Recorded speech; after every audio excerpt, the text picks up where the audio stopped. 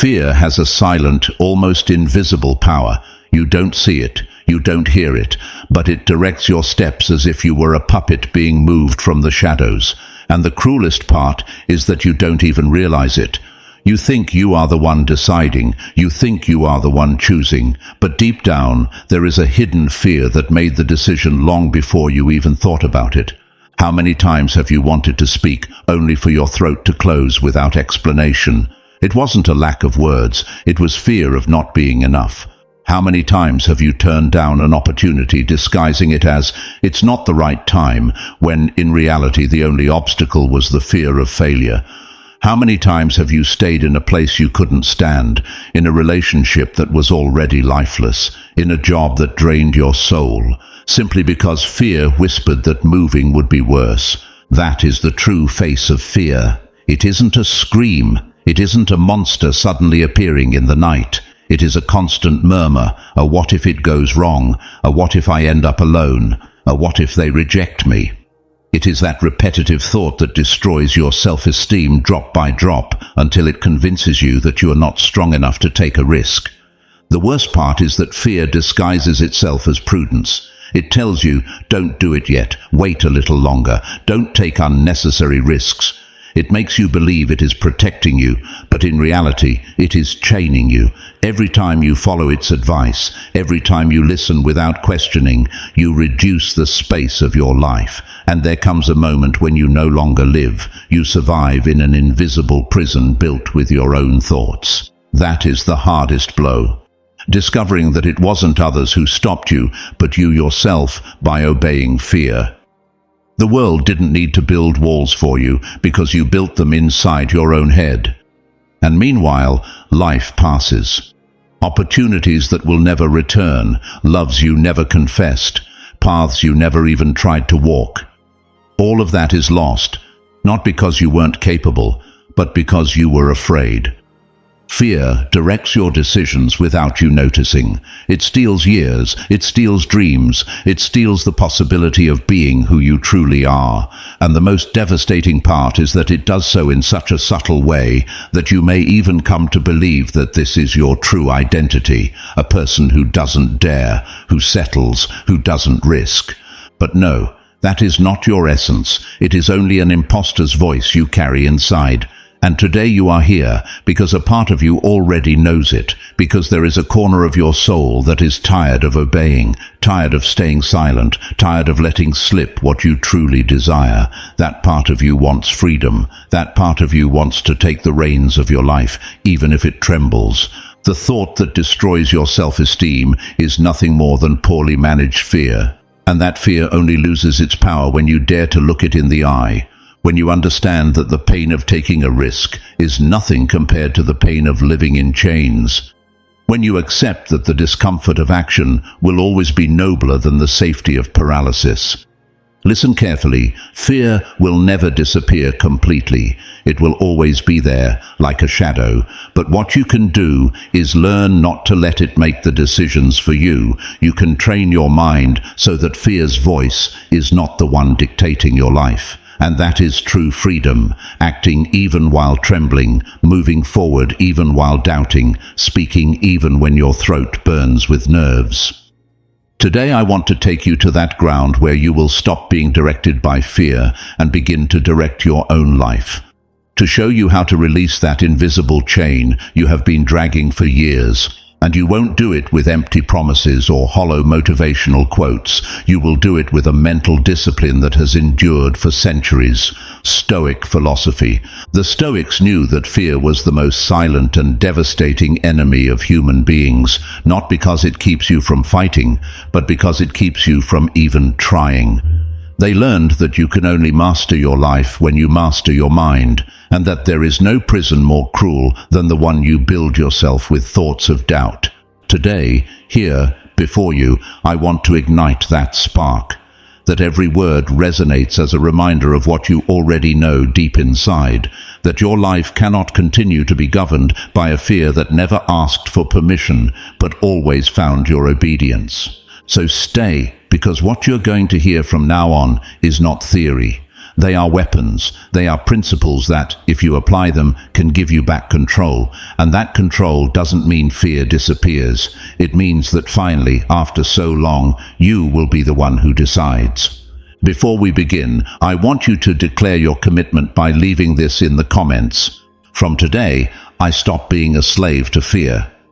That phrase will be your reminder that you are here to free yourself from those invisible chains that have been deciding for you, from those silent doubts that have slowed your steps, and from that fear you so often confused with prudence. This is the moment to prove to yourself that you are not a passive spectator of your life, but the architect of your destiny. Fear will no longer have the last word. You will, and in this space you will learn to recognize it, to face it, and to transform it into the force that drives you forward. Without further preamble, let's begin. First Stoic lesson: master the dichotomy of control before deciding. Fear is not an occasional visitor in your life. It is a tenant that settles in the innermost corners of your mind and begins to pull the strings without you realizing it. It whispers in your ear disguised as prudence, warning you with voices that sound reasonable. It's better to wait. It's not the right time yet. Maybe you can't handle this. And yet, if you look closely, you'll see that this language is not meant to protect you, but to trap you. It is a jailer hiding behind the mask of safety. And what is its most powerful weapon? Convincing you that you have control over what was never in your hands, while making you forget the immense power you do have over what truly depends on you. Epictetus knew this with absolute clarity. For him, all human freedom was summed up in this single question: does this depend on me or not? That is where the dividing line lies between slavery and autonomy. For if you give your energy, your sleepless nights, and your vital force to what does not depend on you, you have already lost before you even begin. Every decision stained by fear is born of this confusion. We fear what might happen, what others might say, what fate may decide, but none of these things sit at your command table. You only hold the reins of your thoughts, your judgments, your choices. Everything else, no matter how you dress it up in plans, no matter how often you revisit it, belongs to the realm of uncertainty. When a decision is tainted by fear, the mind plays a cruel trick. It magnifies external factors until they seem absolute, and shrinks your power until it seems like nothing. Imagine standing before a job change, or the possibility of speaking your mind in front of someone who intimidates you. Fear whispers, what if they reject you? What if they fire you? What if you make a mistake? All those questions focus on what is uncontrollable. You don't ask yourself, will I act with honesty? Will I speak with clarity? Will I be faithful to my values? And yet, those are the only questions that should matter, because they are the only ones under your command. That is why, when you feel fear is about to guide your decision, take a sheet of paper, divide it into 2 columns, and write at the top, controllable, uncontrollable. Don't overthink it. Be brutally honest. On the left, write down what depends on you: your preparation, your clarity, your discipline, your ability to speak with respect or with firmness. On the right, write what does not depend on you: the judgment of others, the final results, the reactions you cannot manipulate. Now look at it carefully. You will see that fear is always trying to drag you to the right, to that territory where you have no voice and no vote. And if you decide from there, you will never have peace, because even if you succeed, you will never feel it was truly yours. It was luck, it was chance, it was the whim of others. On the other hand, when you decide from the left column, even if the external result does not align, you can sleep in peace, because you acted from within your sphere of control, and then no one can take your freedom away. Seneca summed it up in one lapidary phrase: we suffer more in imagination than in reality. And that imagination, when directed by fear, feeds precisely on what you cannot touch. It imprisons you in scenarios that will never happen. It steals years of life in hypotheticals. How many decisions have you postponed because you were waiting for certainty? How many steps have you not taken because you needed guarantees? Fear will always demand certainties in a world that never provides them, and meanwhile, life slips away. The only certainty you can ever have is this: you can control the intention with which you act, the courage you choose to embody, the honesty with which you walk. Everything else is smoke. Do not confuse this with resignation. It is not about standing still with arms crossed, saying, "It doesn't depend on me." It is about focusing your energy on what does depend on you in order to multiply your strength. Because when you take a step from inner control, that step has infinite weight. It doesn't matter if the ground shakes. It doesn't matter if there is noise outside. Inside you, there is direction. Fear loses its command when you choose precisely where to place your power. Think of someone you admire, not a movie hero, but a real person who has acted with courage. If you examine their decisions, you will discover that none were free of uncertainty. The soldier who advances does not know if he will survive. The father who defends his child does not know if he will win the battle. The worker who denounces an injustice does not know if he will be fired. All of them shared the same shadow: fear. But there was a turning point. Instead of looking at the column of the uncontrollable, they looked at themselves. What depends on me right now? To advance, to speak, to protect, to act. And they did. The result was what it had to be, but their dignity remained intact. That is what Epictetus called inner freedom. No matter what is taken from you on the outside, if you do not surrender what is in your power, no one can enslave you. And every decision guided by this dichotomy is another brick in the fortress of your character. It is not about grand feats, but about daily exercises. Will you respond with patience or with anger? Will you prepare with discipline or with laziness? Will you speak your truth or remain silent out of fear of judgment? Every moment is a fork in the road, fear or control. And if you learn to decide from what you govern, little by little fear becomes a distant noise, an echo that no longer commands you. Now breathe and ask yourself, how many of your last decisions were born from the right column? How many times did you surrender the wheel to fear because you were more concerned with what others might do than with what you could embody? Do not punish yourself. Just look at it with brutal honesty, because every recognition is already a step toward mastery. Fear will continue to appear. That will not change. But each time you draw those two columns, each time you remember what truly depends on you, you will be tearing away a piece of its power, and the day will come when fear still speaks, but you will no longer obey it. Second Stoic lesson: facts are neutral, your judgment colors them. Fear, when it sneaks into your decisions, does not arise from the facts themselves, but from the interpretation you make of them. Marcus Aurelius wrote it with relentless clarity. If you are distressed by anything external, it is not this thing that disturbs you, but your judgment about it, and it is in your power to revoke this judgment now. Think about this with brutal honesty. How many times did you not do something, not because the situation was truly impossible, but because your mind painted it as an insurmountable threat? The fact was there, neutral, cold, without any intention. But your thought gave it a dark color, and that mental painting became your prison. Imagine you receive silence as the only answer to your words. The fact is simple. The other person did not respond. That is neutral. But your mind paints it. Surely they judged me. They think I am ridiculous. They are rejecting me. Immediately your heart races, your stomach tightens, and you decide to remain silent the next time. It was not the fact, the silence that bound you, but your interpretation. And it works the same way with everything. An unanswered email, a closed door, an evasive look.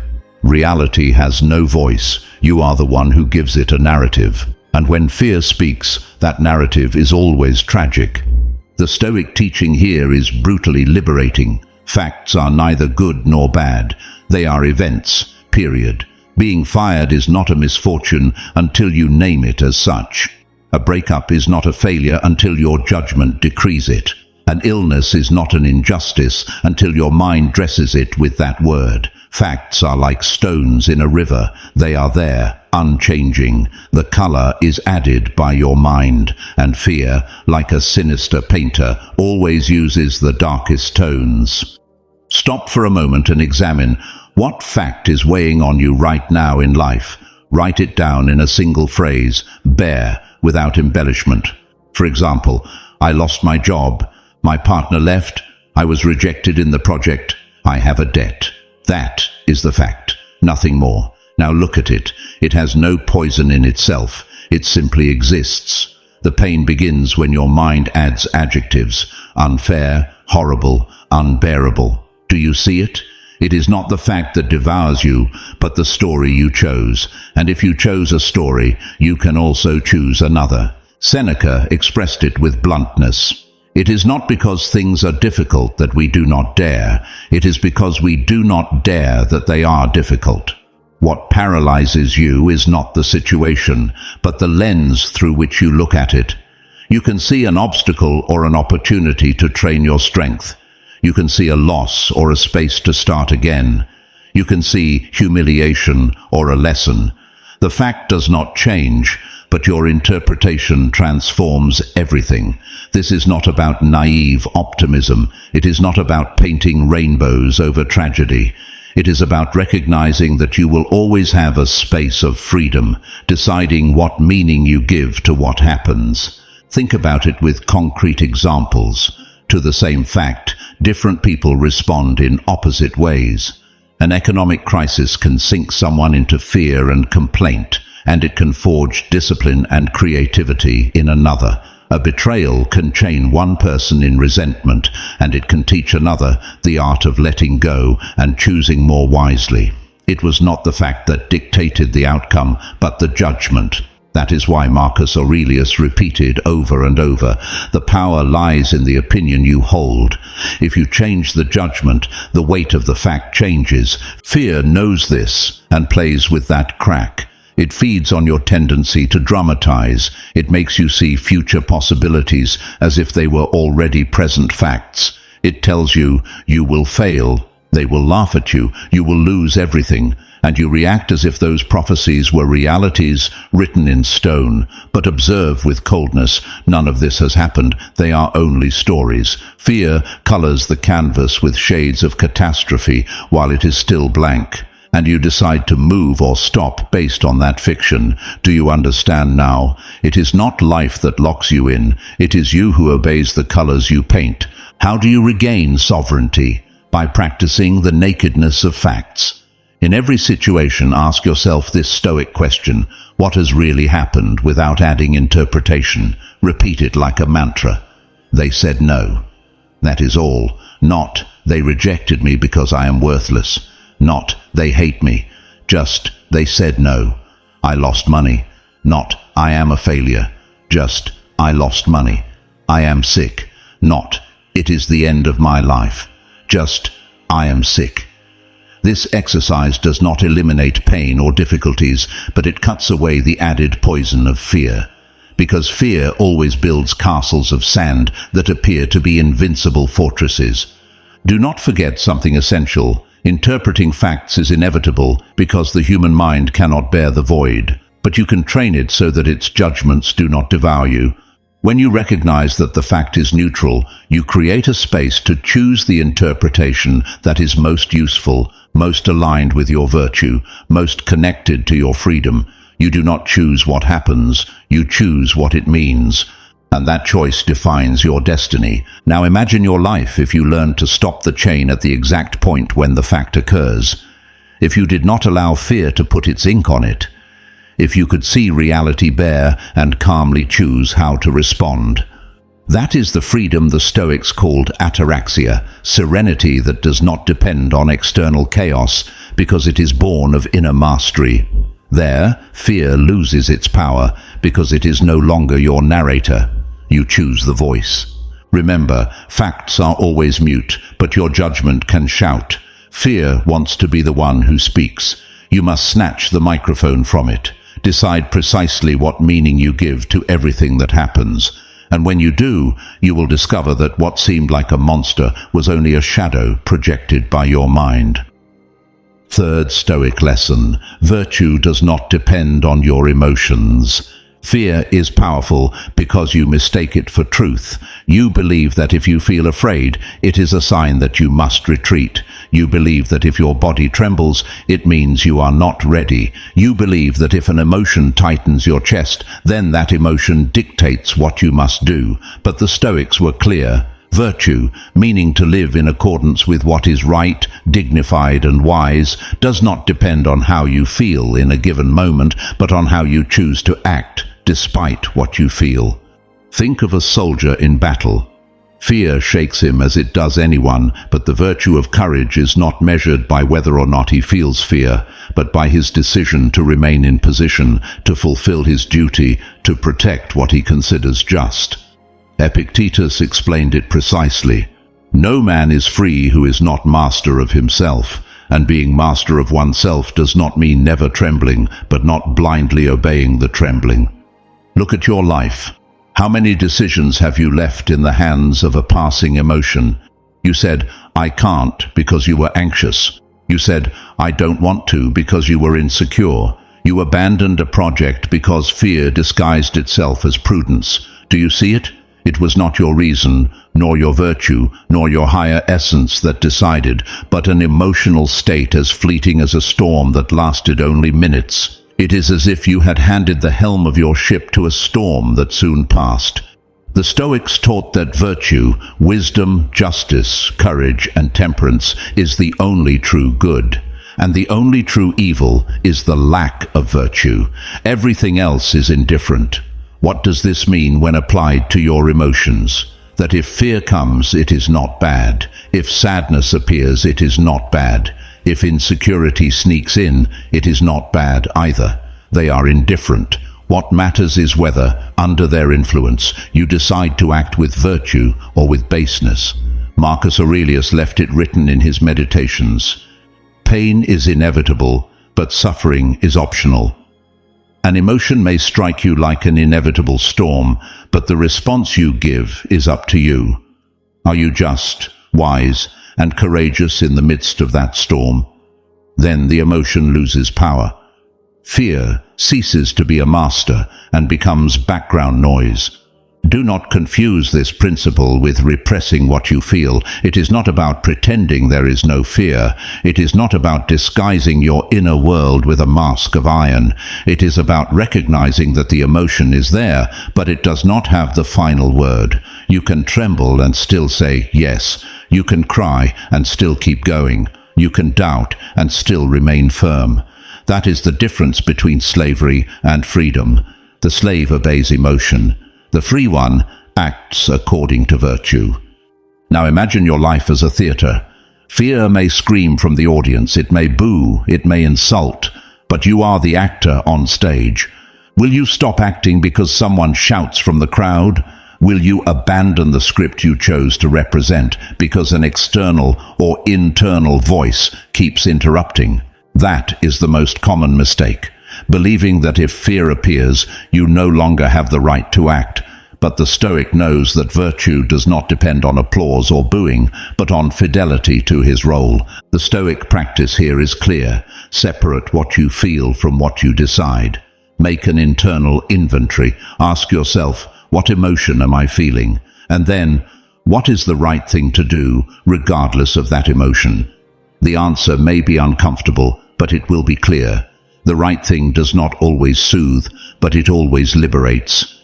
Seneca warned us, the brave man is not he who does not feel fear, but he who conquers it.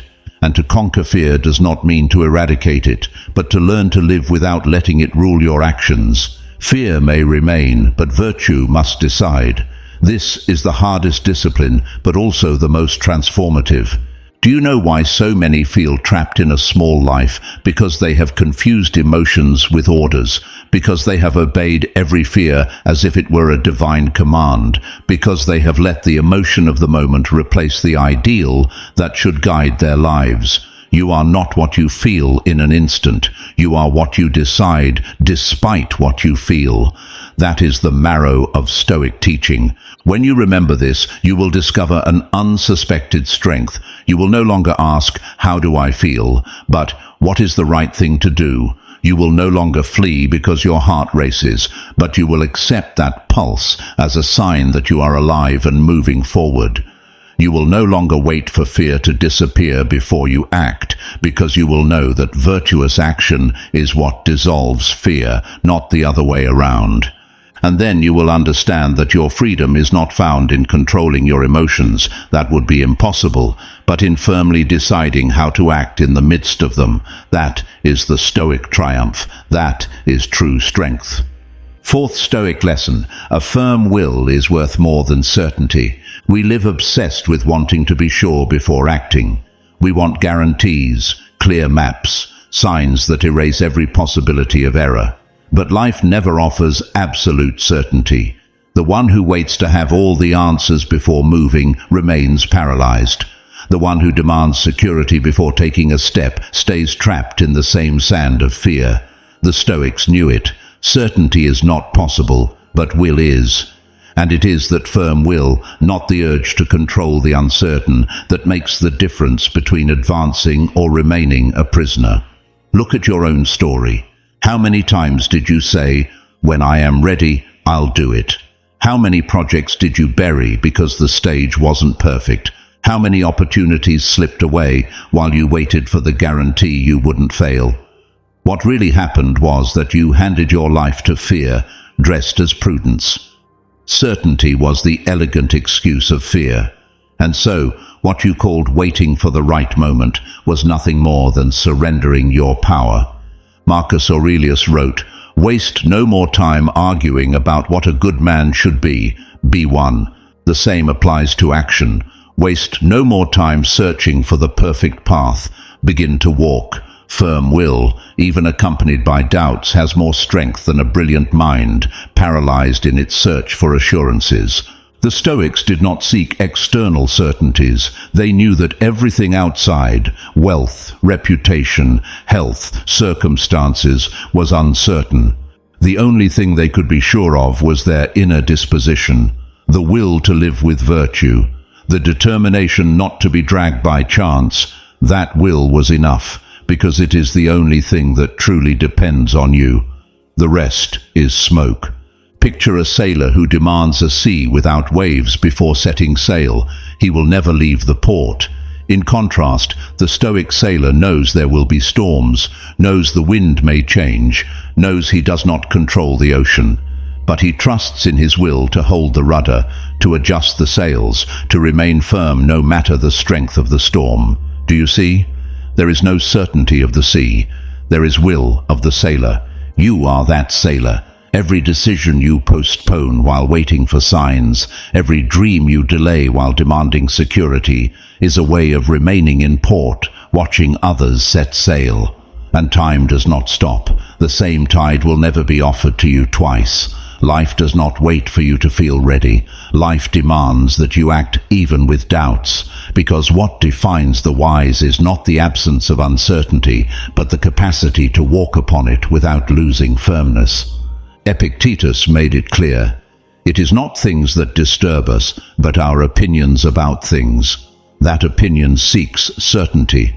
It wants to control the future before arriving at it. But firm will does not care about mastering what does not depend on it. It only decides, "I will do what is right, even if I do not know the outcome." That simple phrase makes a man free. The problem is not the fear of failure. The problem is the obsession with guaranteeing that you will never fail. That desire is childish. Nothing great is achieved without risk. Firm will accepts this truth. I may lose, I may make mistakes, I may fall. But I choose to move forward, because not acting would be a worse form of failure. He who does not move is already lost. Ask yourself now, what would you expect, certainty or will, from someone you admire? If you think of a leader, a hero, a sage, what makes them worthy of respect? Not the security that everything would turn out well, but the determination to stand firm even when the future looked adverse. They walked first, doubting like anyone, but firm in their decision. That is what turns an ordinary life into an example. And if you still hesitate, remember this: certainty will never come. You can accumulate data, advice, calculations, and there will always remain an uncertain margin. That gap is inevitable. The only question is whether you will have the will to move forward despite it. That is your freedom. That is your strength. Firm will is not shouting, "Everything will be fine." Firm will is whispering, even if your voice trembles, "I will do what is right, even if it doesn't turn out well." And by living like this, you discover that fear weakens. For fear feeds on your waiting. Every day you delay, it grows. But when you act, even in the middle of the storm, fear loses power, and you reclaim the helm of your life. That is why the teaching is clear. Stop worshipping certainty. Start cultivating will. The first is a mirage. The second is your only real possession. Certainty is smoke. Will is rock. Hold on to the rock. Fifth Stoic lesson: decide by principles, not by moods. Marcus Aurelius once asked, "Does this honor my nature?" Define 3 guiding principles, for example, honesty, responsibility, courage. Before choosing, contrast. Which option honors my principles more? When principle commands, fear obeys. Human beings tend to fluctuate like a weather vane according to their moods. There are days when confidence lights us up and we believe we can conquer the world. On other days, insecurity weighs us down, and every decision feels like a threat. If you decide based on your momentary emotions, you will never have a stable compass. Fear, cunning and persistent, will exploit the variations of your mood to impose itself on your mind. The Stoics discovered an antidote. Decide from principles. A principle does not depend on whether you slept poorly, whether you were rejected today, or whether the future looks uncertain. A principle remains solid, immutable. The Stoic question is simple yet radical. Which option best honors the values I have chosen to guide my life? When your mind wants to retreat out of fear of failure or the judgment of others, principles shake you awake like an alarm. You do not decide because today you feel capable or brave. You decide because your principles demand you be consistent. Fear may shout, but it no longer holds command. Your decision obeys a higher law. Marcus Aurelius, in his Meditations, wrote that every action should be measured by one standard, whether it aligned with rational and virtuous nature. This means that instead of asking yourself, "Do I feel like doing this?" or "Am I ready to face that?" you should ask, "Which decision reflects my honesty, my responsibility, my courage?" Imagine that one of your principles is honesty. Fear might suggest silence, concealment, disguise to avoid conflict. But when you decide from principle, you know the true option is to say what you think with respect. If one of your principles is responsibility, fear might tell you to avoid taking on a challenge, to hide in comfort.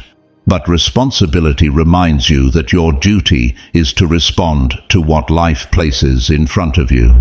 If one of your principles is courage, every situation in which fear tries to chain you becomes a stage where your bravery must unfold. Deciding from principles is training in freedom, because moods chain you, but principles free you. Principles do not falter in storms. They are like marble columns that uphold a temple, even when the sky grows dark. That is why Stoic practice is not about eliminating fear, that is impossible, but about stripping it of direction. Fear may sit in the vehicle, may even speak, but the wheel is held by your principles. Every time you decide from them, even if your body trembles, you reaffirm who you are at the deepest level. However, it is not enough to proclaim principles. They must be defined with precision, written down, remembered. Do the exercise. Choose 3 principles you want to guide your life. Write them on a card, in your phone, in a notebook. Return to them before deciding. Ask yourself, Which option most clearly reflects these three principles? And then, even if fear hums like a swarm, you will know where to go. Deciding from principles transforms fear into background noise. Fear will still be there, like a dog barking in the distance, but it no longer directs your step. What directs your step is your inner compass, and that, the Stoics knew, is true strength, living guided by what depends on you, not by what a passing emotion dictates. Fear will always seek to seize the helm of your life. It whispers doubts, makes you step back when you should move forward, and convinces you it is safer not to try. But if you are here, it is because you already suspect your decisions deserve to be guided by your courage, not by your fear. Subscribing may seem like a small gesture, but in reality, it is an act of rebellion against that voice that wants to keep you chained. Here, you will learn to recognize when fear is directing your steps, and above all, to take back control so that you are the one who chooses the path. You are not alone in this journey. We are a community that chooses to live with dignity and courage, even when our hands tremble. Subscribing is not just staying, it is declaring that you no longer accept being a slave to your fears. Because your life changes when fear stops commanding, and you are the one who decides where to walk. Sixth Stoic lesson: value the cost of omission. Fear rarely shows itself clearly. It does not always arrive as a scream that paralyzes you, or as a feeling so obvious that you recognize it immediately. Many times it disguises itself as prudence, as patience, as better tomorrow. It is silent but corrosive. It settles in your life in the form of postponements, reasonable excuses, promises that are never fulfilled. And so, without you noticing, fear begins to direct your destiny not by what you choose to do, but by what you choose not to do. Seneca warned with bluntness, "It is not that we have little time, but that we waste much." And much of that waste does not come from wrong actions, but from omissions.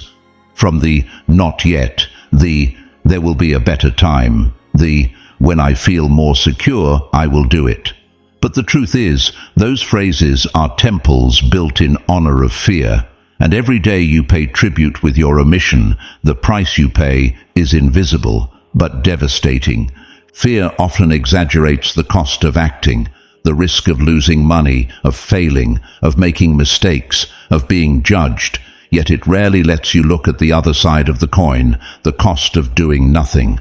What do you lose if you do not move forward? What dies inside you every time you give up trying? What opportunities close through inertia, not through real impossibility?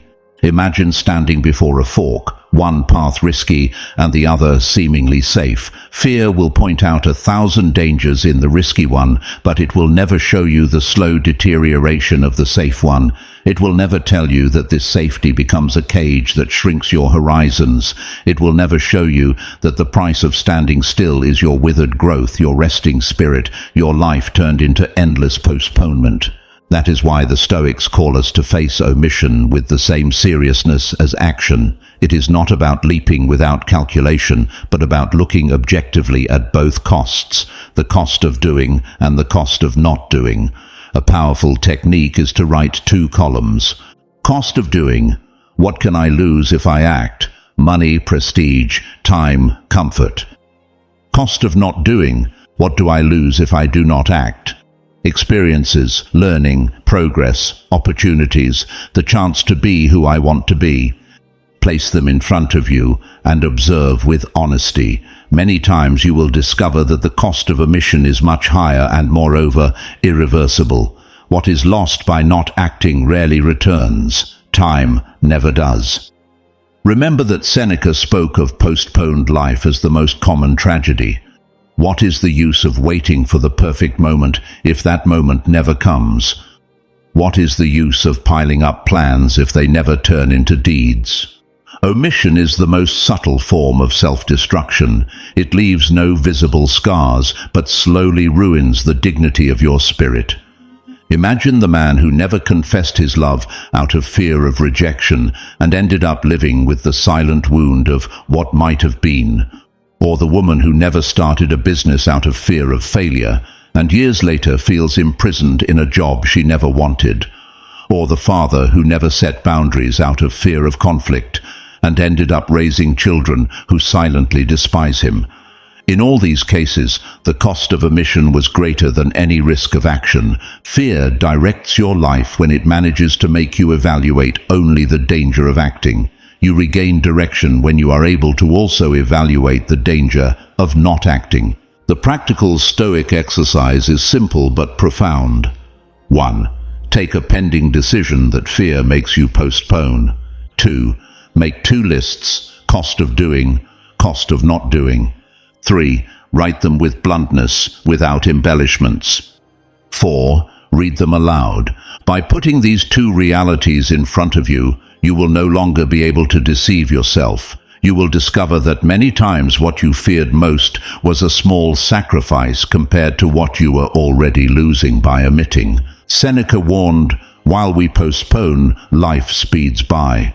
Every day you let pass because of fear is a buried day you will never recover." Fear, when disguised as prudence, robs your life in installments, and you do not even notice until the debt is unpayable. Do not forget, omission has a cost, and almost always it is higher than that of action.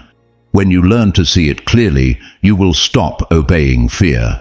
You will decide not because it is comfortable, but because you understand that life itself is perishable, and time, your most sacred resource, does not deserve to be buried in excuses.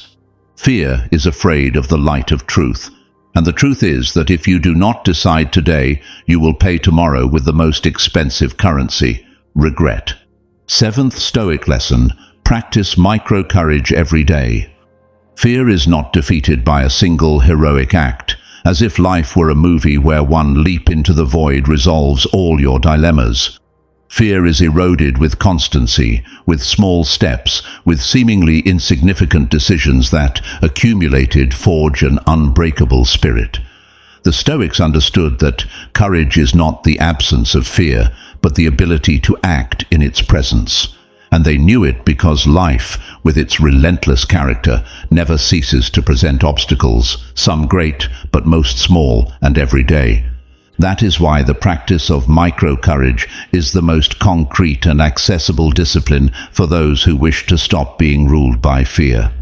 Micro-courage means choosing an act of bravery every day, even if it is tiny, even if hardly anyone notices.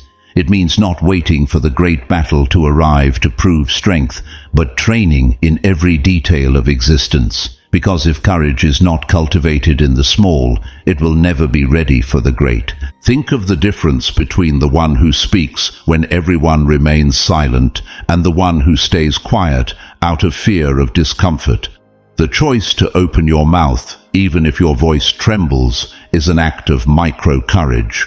Or the decision to say no to something you do not want, even when you fear losing someone's approval. Or the simple act of getting up early, despite your mind whispering excuses. These are minimal moments, but each one strengthens the inner muscle we call virtue. Marcus Aurelius wrote, "It is not death or pain that should be feared, but the fear of death and pain." That fear is fought as iron is fought, with small, constant, disciplined blows. You do not need to throw yourself today into the most terrifying thing in your life. It is enough to choose an act of courage that challenges your fear in the present. Greatness is not a single event, but a habit. The man everyone admires for his serenity in the midst of tragedy did not become strong in a single day. He trained for years, enduring minor discomforts, facing trivial fears, speaking the truth even when it was inconvenient. Each micro-courage became a brick, and when the earthquake came, his inner building did not collapse. Fear will always try to convince you that courage only makes sense in great challenges. But the truth is that those great challenges almost never come. What is before you every day, however, are dozens of small opportunities to be brave. Speak when you would rather remain silent. Try when you would rather postpone. Rise when you would rather give up. Face forward when you would rather evade. Micro-courage does not change your life immediately, but it does change it inevitably. Because each of those gestures, when repeated, rewrites your identity. You stop being someone who yields to discomfort and become someone who chooses, with dignity, to confront. Epictetus taught that you must not ask for things to happen as you wish, but wish them to happen as they do. And wishing them to happen as they do requires courage, because it means embracing reality, even when it hurts. Micro-courage is exactly that, embracing discomfort, accepting the challenge, walking toward the pain instead of fleeing from it. Do an exercise. Every night before sleeping, ask yourself what your act of micro-courage was that day. If you cannot name it, it means fear won, even in minimal details. And if you can name it, celebrate it. That small victory is what will make you stronger tomorrow. Micro-courage also trains your ability to act without depending on intense emotions. Waiting to feel motivated in order to act is another way of obeying fear. On the other hand, training in micro-courage means that no matter how you feel, you will always take a step that defies fear. It is pure discipline, not reliant on fleeting impulses. Life will never suddenly demand that you climb Everest, but it will ask you every day to climb small hills. If you refuse them, how do you expect to be prepared for the greater mountains? Practicing micro-courage is building resilience, temperance, and freedom. It is reminding yourself daily that you are not a slave to fear, but the master of your choices. When you feel fear paralyzing you, ask the Stoic question: what is the smallest step I can take right now that represents courage? Maybe it is sending a message you avoid, starting a difficult conversation, leaving home when you would rather hide. You need nothing more than that. One step. And by repeating it every day, the impossible begins to transform into a part of you. Fear does not disintegrate in an instant. It dissolves with the acid of constant micro-courage. And freedom, that stoic goal you long for, is not conquered in a leap, but in 1,000 firm steps taken in the opposite direction of fear. 8th Stoic lesson: separate your fear from your identity. The most common and most painful mistake when facing fear is to believe that we are our fear. We confuse that passing emotion with our essence, and we allow what we feel in a moment to define what we are in totality.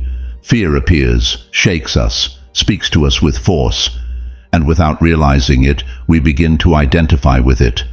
I am a coward. I am weak. I am incapable.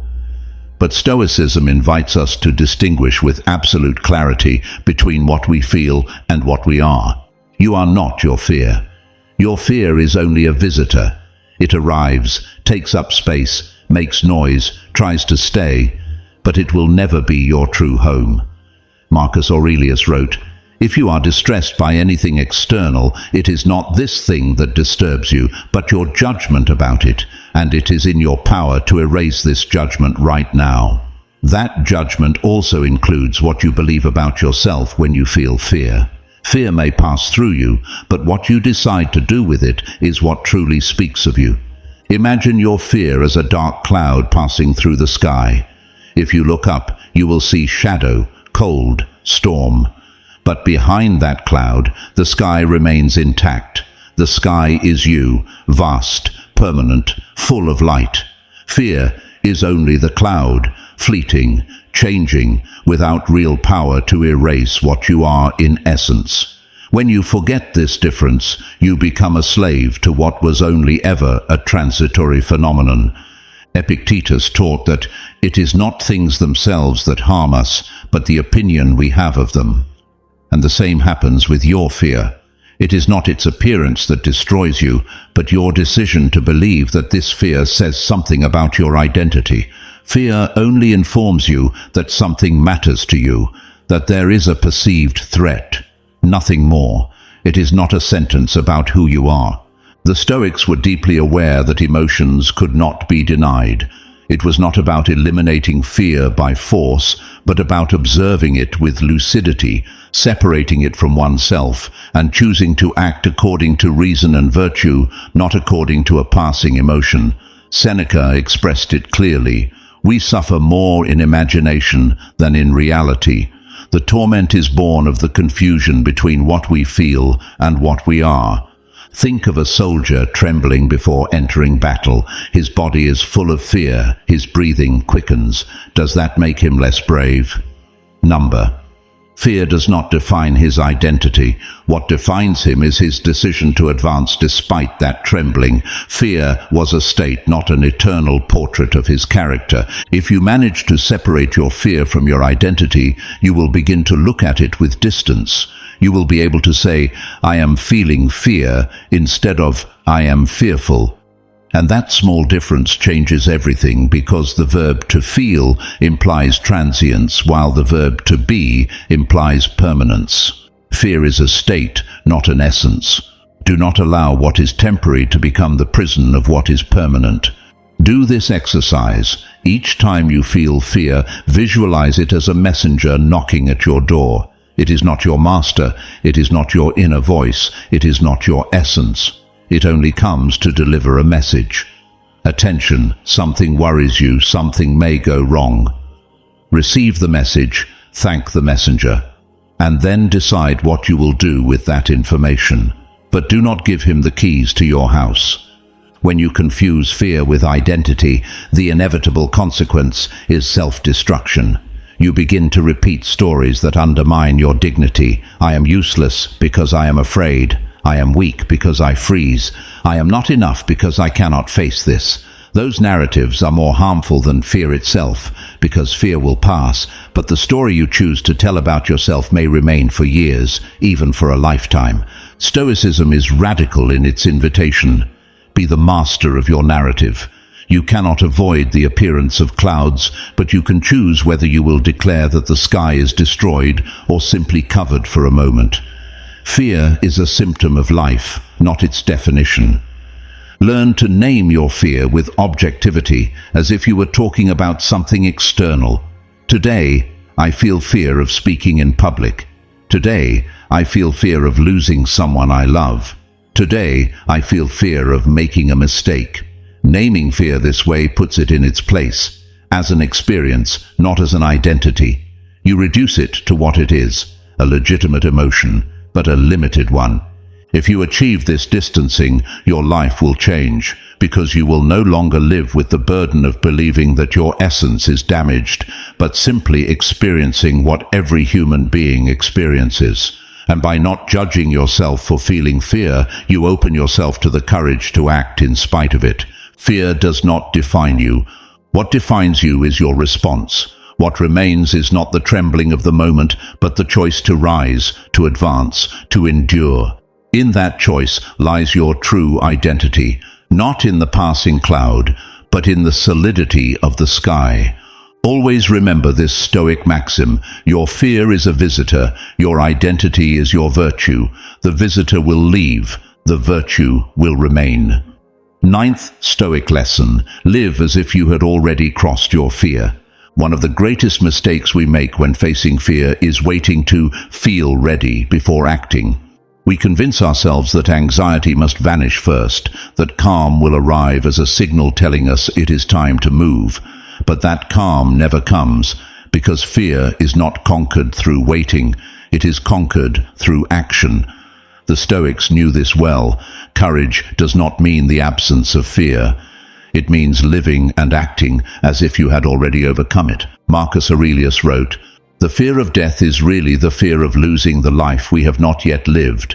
The same applies to every one of your daily fears. You are not afraid of the event itself, but of the story you tell yourself about it. You fear public speaking because you believe you will fail. You fear love because you believe you will lose. You fear change because you believe you will suffer. And as long as you maintain these narratives, your life shrinks to its smallest possible form. But what would happen if you dared to live as if you had already crossed your fear? What if you imagined that the failure already happened, that the loss has already been endured, that the pain has already been carried, and yet you are still standing? The perspective shifts. What remains is freedom, the freedom to act without the chains of a future that only exists in your mind.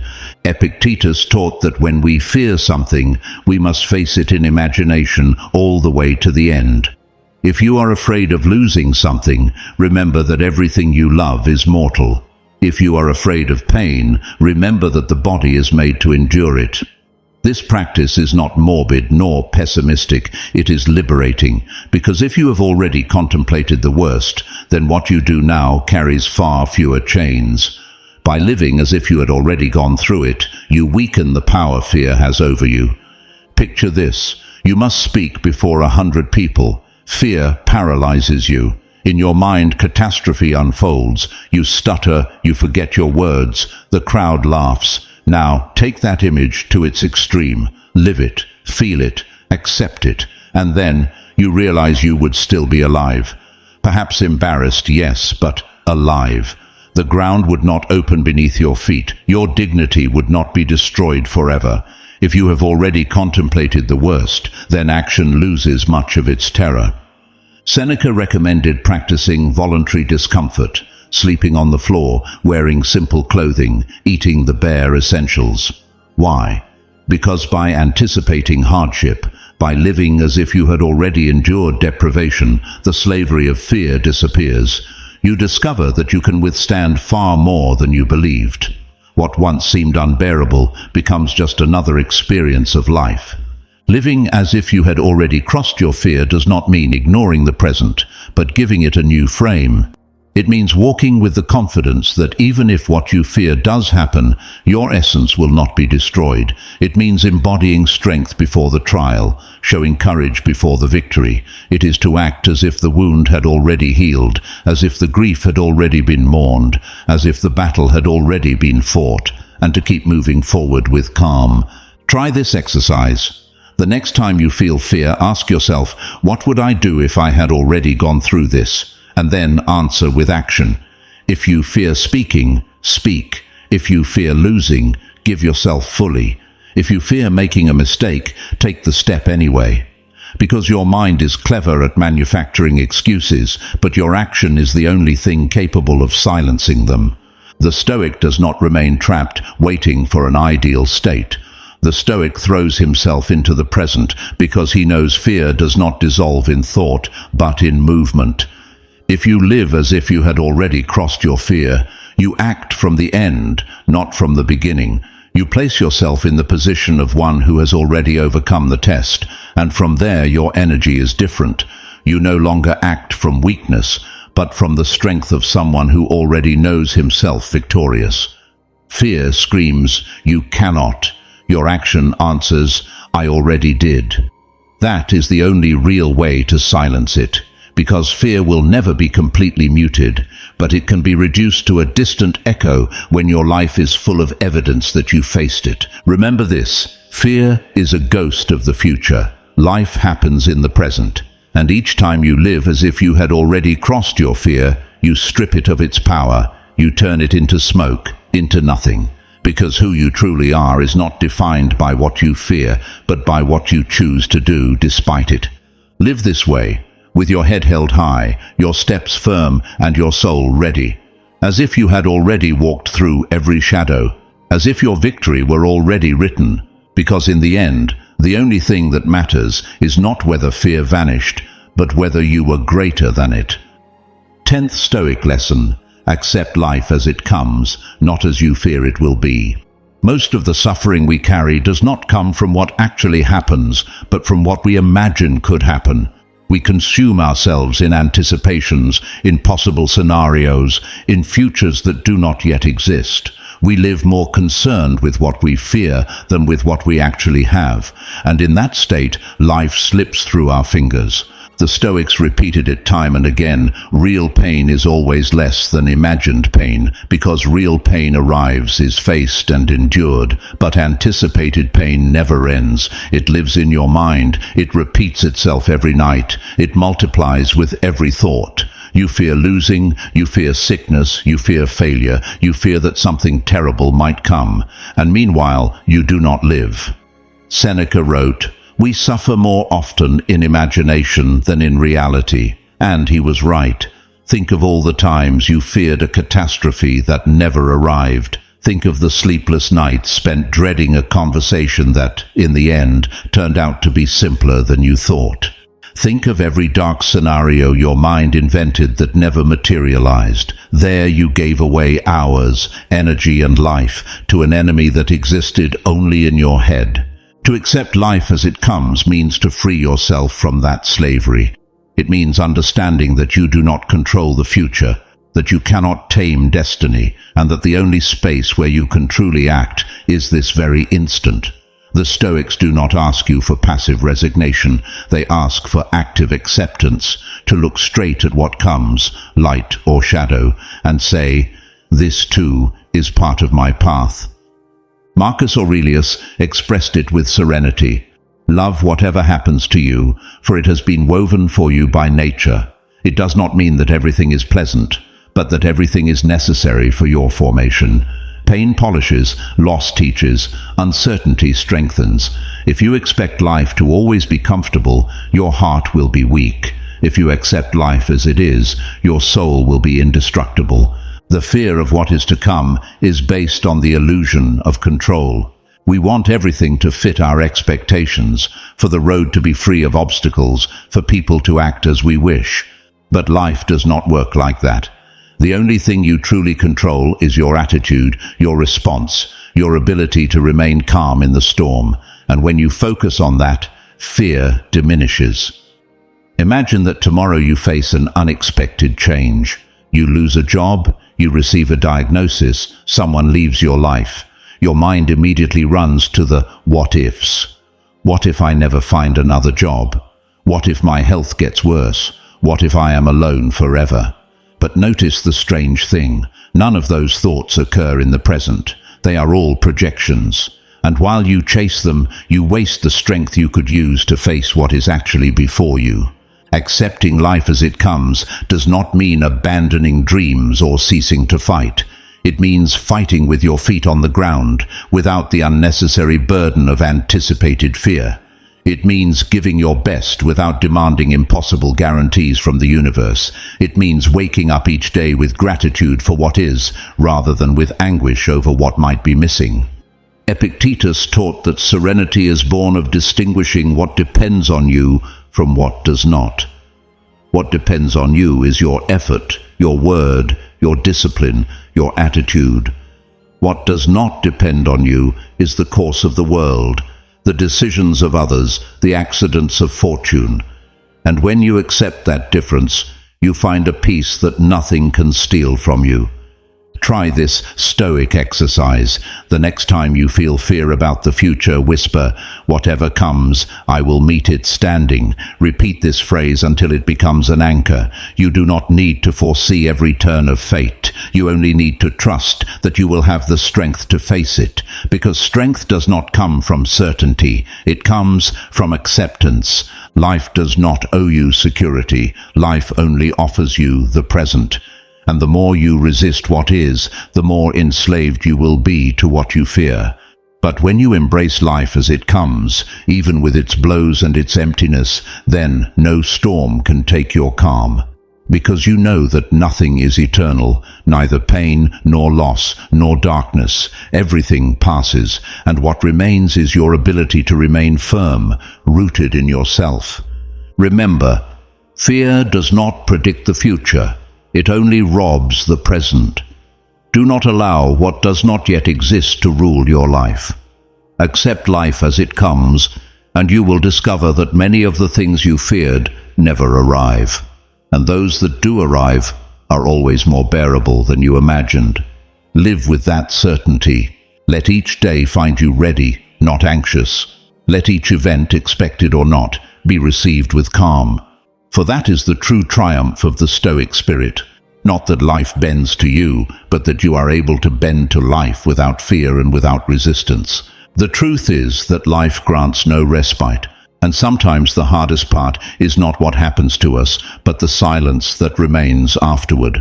That silence that makes you wonder whether what you do has meaning, whether it is worth resisting, whether there is truly something on the other side of pain. We have all stood there before the abyss of our own doubts with the sense that no answer will come.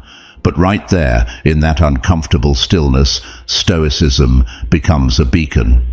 The ancients knew that the storm does not stop just because one asks. Marcus Aurelius, carrying on his shoulders the weight of an empire, also faced nights of loneliness. Epictetus, born a slave, understood that what defines us is not what is taken away, but what we decide to preserve within. And Seneca, writing letters to Lucilius, repeated with firmness that the true refuge lies within oneself. Their voices crossed centuries to remind us that although life breaks, human dignity can remain intact. Today, as we close this reflection, I want to speak not to your reason, but to your soul, because I know you do not always feel strong. I know that sometimes, even if you read inspiring phrases or hear motivational speeches, reality seems much heavier. And yet, you are here, and that already means you have not given up. Stoicism does not promise the absence of pain, but the certainty that pain can be endured. It does not offer you a shortcut, but the clarity that every step you take in difficulty is a silent victory no one can take from you. Imagine your life as a river for a moment. There are currents that drag, stones that cut, branches that block the way, but the river continues its course. And in the end, the water that seemed trapped finds a way out. You too are that river. No matter how many times you stumble, your current has a destination. No matter how many times you feel broken, there is a flow pushing you forward, even if you do not notice. And here, in this space, we do not speak of perfection. We do not speak of being invulnerable.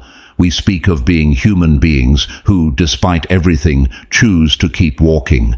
That is our true community, not a place of heroes, but of people who rise, who stumble, who doubt, and who still walk together. Because loneliness hurts less when you discover that someone else is also carrying an invisible cross. Because scars weigh less when you know you are not the only one marked. Because life, in its rawness, becomes more bearable when you find a we that reminds you that you do not fight alone. And this is where I want to pause, in the we, because this is not a monologue, it is a shared path. Every word you receive today is not a speech to admire from afar, but an invitation to join, to walk with us, to recognize yourself as part of something greater than your pain. If this session touched you in any way, if any phrase lit a spark within you, do not extinguish it. Keep it, share it, let it shine on. And if you want to walk with us, subscribe, stay here. Not because an algorithm asks, but because you deserve to have a refuge amid the noise of the world. You deserve to remember every day that your worth does not depend on your falls, but on your decision to rise again. I want to leave you with one last phrase. The world does not change when the storm ceases. The world changes when the traveler learns to walk under the rain without waiting for the sky to clear. That traveler is you, and though the road may be uncertain, as long as you keep walking, life can never defeat you completely. So end this moment with one certainty. You are not finished. You are not alone. You are not empty. You are in process. And in this process, the only thing asked of you is to keep lighting your flame, even if it flickers, even if it trembles, even if it seems fragile, because that flame, though small, may be exactly what someone else needs, not to give up tomorrow. We remain here, and now also with you. Your voice is essential here. Every reflection strengthens and elevates our community, reflecting the true worth of each individual and contributing to our shared Stoic identity. The reflection that receives the most support will be set as a banner of this community of Stoic minds, a community that does not flee from pain but crosses through it with courage, with wisdom, with honor. We will meet again in our next encounter in Stoicism for Winners, where we will continue exploring the riches of Stoic wisdom applied to modern life. Now take the opportunity to go deeper into Stoicism with new recommended podcast sessions. Follow us so you do not miss any reflection that could help you at the very moment life feels overwhelming. Every Monday, Wednesday, and Friday, we publish episodes designed to accompany you when life is heavy, when it is hard to stay calm, when you need a word to remind you who you are. Not following us means risking losing the very lesson that could give you back the peace you are searching for.